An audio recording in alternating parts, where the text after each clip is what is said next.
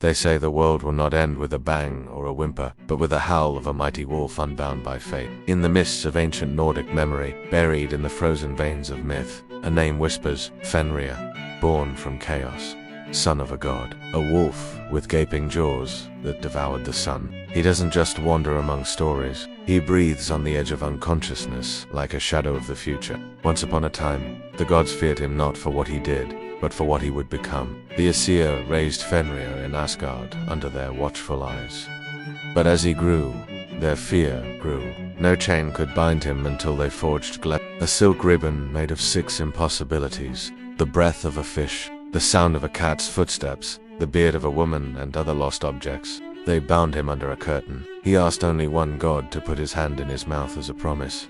Tyr did, and he lost it. Fenrir was betrayed and chained, waiting underground, his mouth drowned, oozing venom until Ragnarok. He would hunt the sun. He would split the sky. He would swallow Odin whole, not out of hatred, but because it was written. Some say that wolves don't howl at the moon. They call to something much older. In Norse cosmology, wolves were more than just monsters. They were devourers of time. Fenrir's sons, Skull and Haughty, chase the sun and moon across the sky. Their hunt is eternal until it ends. And in the minds of dreamers, a great wolf often appears just before the moment of collapse, whispering truths and riddles that no human can remember upon waking. Psychologists have found this archetype recurring in the dreams of trauma survivors.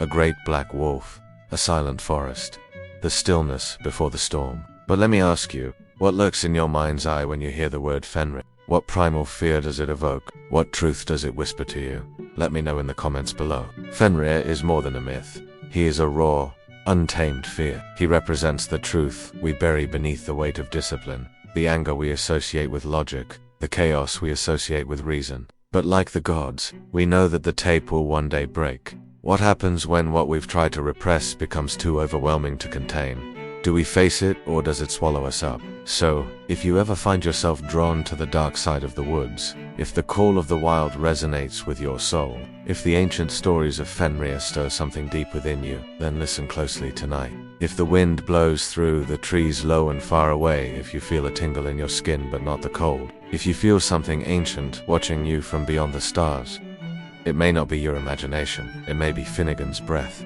counting the days. In the meantime, there are some things you should never do if you don't want to attract unwanted attention. For example, don't go around talking about how you can defeat a creature like Fenrir. That's sure to get his attention, and he might just decide to pay you a visit. Instead, focus on being as unremarkable as possible. Blend in with the crowd and try to stay out of the spotlight. That way you will be less likely to draw the attention of any mythical creatures that might be lurking around.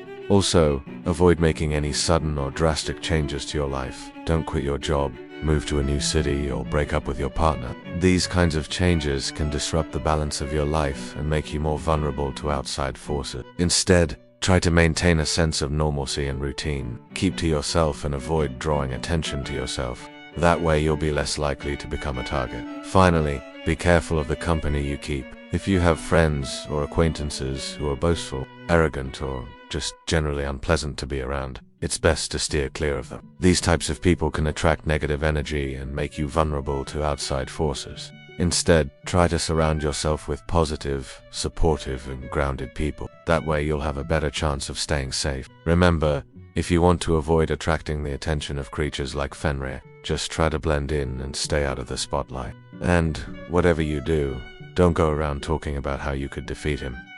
That's sure to get his attention, and you definitely don't want that.